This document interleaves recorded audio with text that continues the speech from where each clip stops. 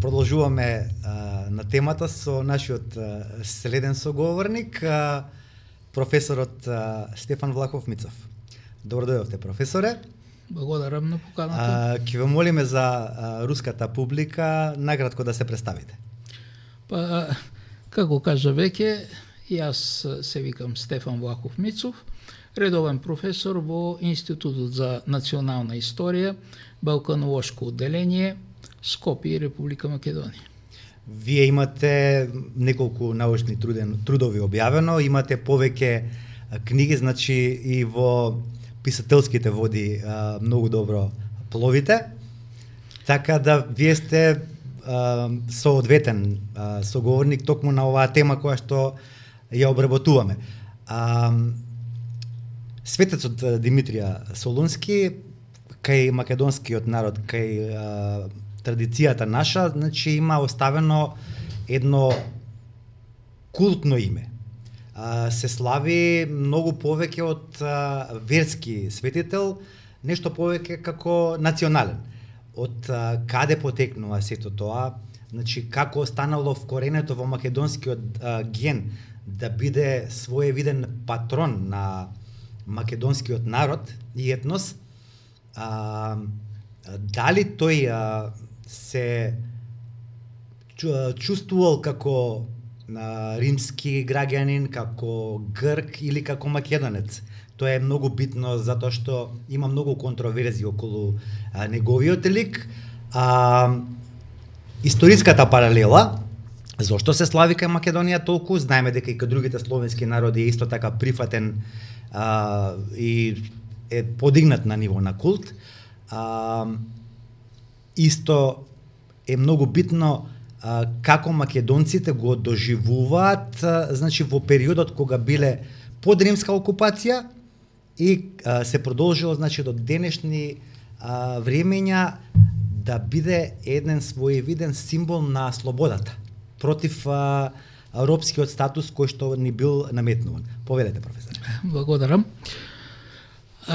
Јас ќе кажам дека во биографијата на светецот Димитрија Солунски нема ништо контраверзно. Тој е најпознатиот македонски светец од Солун, велома најпознатиот затоа што имаме и други македонски маченици, светци од Солун, и тоа е сосема логично.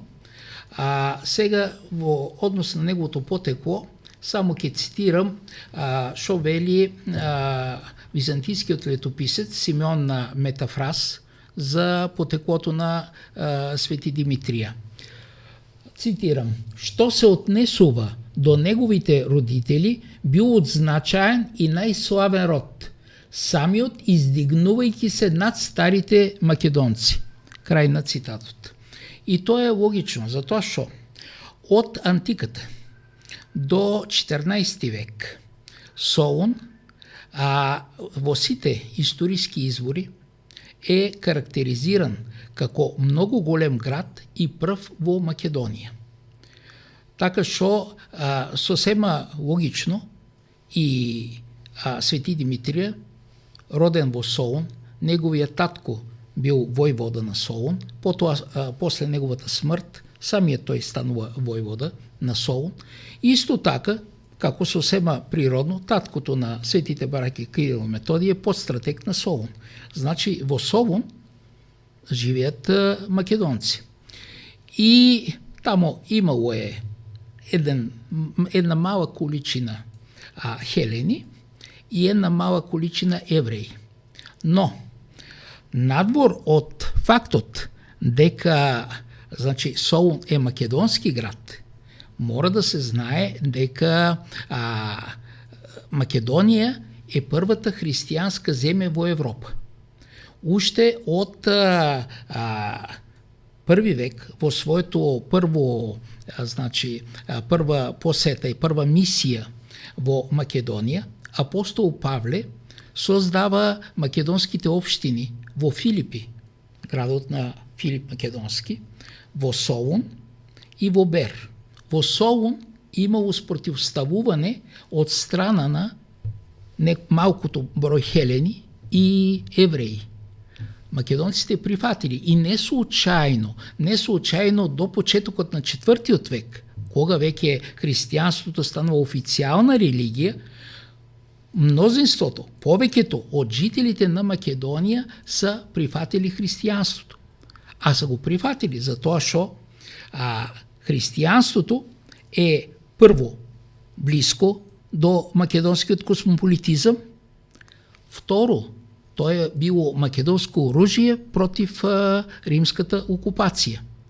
Така што сосема природно християнството има здрави корени во Македонија и од тука и сосема природно и светецот Свети Димитрија, значи е Солунски, е најпознатиот македонски светец.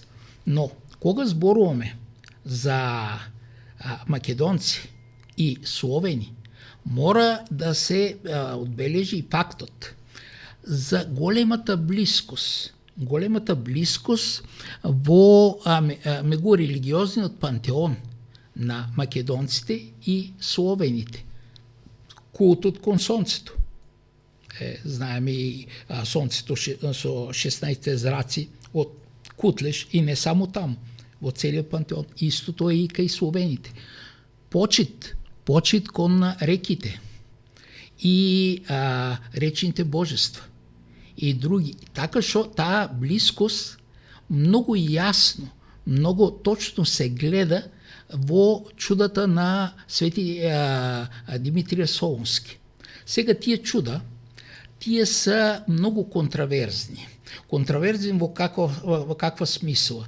Затоа што тие са 3 книги. 3 книги пишувани во различен период од време. И авторите са различни. Првата е од крајот на 6 век и составител на овој зборник е тогашниот архиепископ Солунски Јован. Следната е од вториот дел на 7 век, а третата е дури од вториот дел на 10 век. Значи, тоа е прво голем временски период. Второ, контраверзни са точно по идеолошки причини. Затоа што баш во тој период, од 7 до 10 век, на неколку пати са правени многу сериозни обиди за отцепување на Солун од Византија, од империјата и за создавање на независна држава меѓу македонците и словените кои живеат во околината и на Солун, и не само во околината, туку и во поголемиот дел на Македонија. И затоа сега и тие византијски хроничари, така, по пропагандни причини, сакат да прикажат 5 обсадувања на Солун од словените. Практично тие се демантират. Ако читате чудата, пошто јас сум истражувал и гледам дека, значи, речи се на некоја реченица, нали, следва контраверзно нешто. Значи, прво, тие тврдат дека, значи, во Солун почитували, имало култ кам Свети Димитрија, но истовремено и кај словените постоел истиот култ кон Свети Димитрија. Значи и тие наводно обсадители и обсадените почитуват еден култ. Друго, првата така наречена обсадување на Солун. Што е тоа? Тоа е словените стигат до Солун, а тие са стигнали не од некаде, току тие са били поселени во регионот околу Солун, поселени на територијата на Македонија, дури до Пелопонес имало словени. Значи стигат тие до Солун, поминуват и тоа е првото наводно обсадување.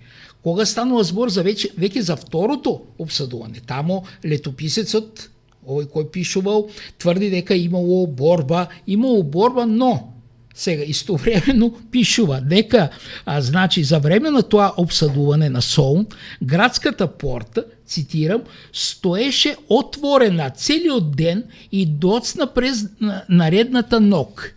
Затворен цитат, но словените не влегли во Солун. Истовремено при едно од следното обсадување во 622 година имало земјотрес и зидините на Солун били срушени. Словените не презели Солун. Така, но побитно е нешто друго. Значи во периодот при обсадувањето 620 година со кнезот, словенскиот кнез Хацон, мора да се подцрта дека Хацон е бил раководител на големо словенско обединување. Тука са влегували 5 словенски племиња и тоа сега, кога ги прочитам, драговити, сагудати, велегизити, вајунити, берзити. Значи тоа е племињата кои живеат, како што веќе кажах, во регионот на Солун, но и регионот на останатиот дел на Македонија. Сега кога знаеме за каде се живели берзитите, нали, вајунитите и така. И сега овој кнез Хацон без обезбедување слободно престојувал во Солун. Што е правил таму? Се водели преговори со првенците на Солун. Тоа е првиот обид за создавање на една држава со центар Солун. Но тоа не е единствен обид. Пошто во 674 година преговори веќе се водат од страна на словенскиот кнез Пребант и првенците на Солун. И сега, летописецот пишува дека Пребант, цитирам, донел решение против нашиот град со лукава мисла и погубна намера. Крај на цитатот. Што е тоа? Станува збор исто така за отцепување на Солун од Византија и создавање на независна држава. Тогаш византискиот император дознал преку своите шпиони и, пошто немал доверба во граѓаните на Солун и во раководството на Солун, тој праќа наредба и луѓе да уапсат Пребан и да го носат во Константинопол. И тука е интересното. Кога го апсили и го отнели во Константинопол, тогаш летописецот признава дека целиот народ на словените и сите солуњани, нали, направили заедничко барање до императора да го ослободи Пребан и да им го врати назад. Сега тоа е поголем доказ од тоа, значи, за заедничко делување. До почетокот на 10 век постоела таа опасност. Таа опасност, пошто словените си живели таму и имало летописецот, веќе еден друг летописец вика, меѓу градот и словените, вика, имаше чуден мир. Ништо чудно нема, нали, може да се чуди некој кој не знае какви се состојбите, имало чуден мир, нали, постоел така. И затоа до 10 век византиските императори прават неколку кампањи воени експедиции, дури до Пелопонес, за да уништуват словените, за да, значи, да спречат таа можност за отцепување и за создавање на држава со центар Солун. И стигаме веќе до периодот, вториот дел на 10 век, кога царот Самуил исто продолжуваат тие обиди за создавање, за превраќање на Солун во центар на својата држава. Сега, и исто така со македонските традиции, пошто се знае се добро дека моделот на остров Свети Ахил, нали, во Преспанското езеро, дворците на Самуил са по моделот на дворците во Пела. Значи, вклучително како е тоа таму езерото Вудија и таму тоа, значи, пошто традицијата, македонската традиција, таа трае. Сега, кога знаем сето тоа, не е ништо чудно дека кај нас, нали, во Македонија има такво славење на Свети Димитрија Солунски. Но, кој е поинтересното тоа? Дека тој култ е распространет и на Балканот, но тука има специфика. Значи, тој е распространет и во Бугарија, само што по византиско-христијанска линија.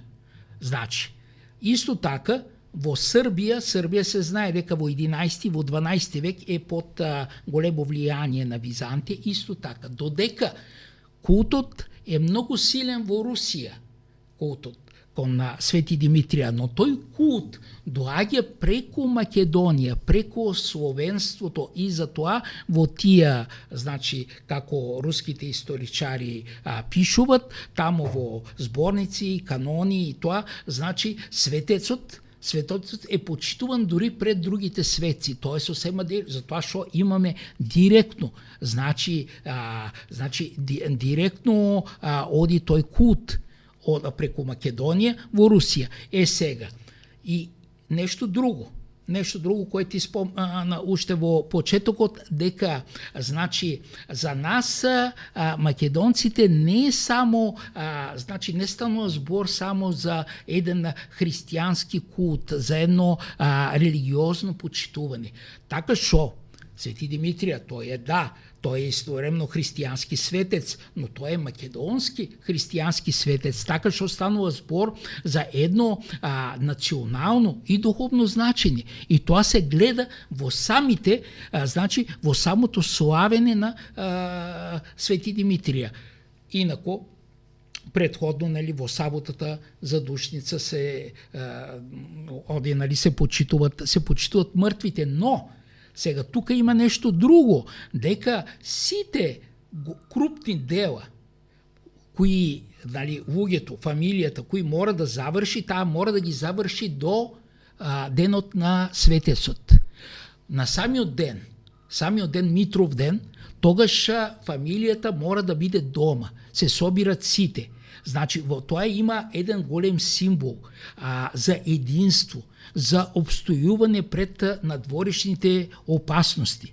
И затоа сите работи се завршуваат до тој ден, а на тој ден се прави една своевидна рекапитулација на тоа што е направено и се бележат идните цели. Значи, тука имаме една симбиоза меѓу христијанскиот култ, националниот, нали, националното почитање на Свети Димитар и истовремено па ето и врската со останатите, значи највеќе со Русија, значи како голема славенска земја, каде култот на Свети Димитар продолжува да се шири и веќе во средниот век кон тоа се додава дека во тој култ и како военачалник, нали, во таа смисла. Затоа кај битките, нали, кога се води, нали, под како заштитник, нали, на тоа заштитник на значи на словените се води тој. Така што Свети Димитрија нема ништо општо ниту со хелените, за грците да не збориме, пошто грцко тоа е современен поим, нали? И ништо чудно дека во 907 година, како има во руските хроники, кога са нали, тамо грци, посетничите грци, кога се влегуват во судир со русите и русите победуват и грците велат за тоа што тие, значи, им помогна Свети Димитрија. Тоа значи дека самите тогашни грци посетнични грци, тогаш тие се викат ромеи, нали? Тие признават дека Свети Димитрија не е нивен светец, туку Свети Димитрија е македонски и словенски светец. Ето тоа е кратко кажано за него. Професоре, ви благодарам на ова прецизно, концизно и аргументирано објаснување, кое што ќе помогне да се расветли ликот на нашиот светец и верувам дека после ова ваше излагање на руската публика ќе биде поблизок и ќе го чувствуваат повеќе за свој светец. Благодарам и сега, како секогаш сам викал, историската правда пред се. Тоа се историските факти.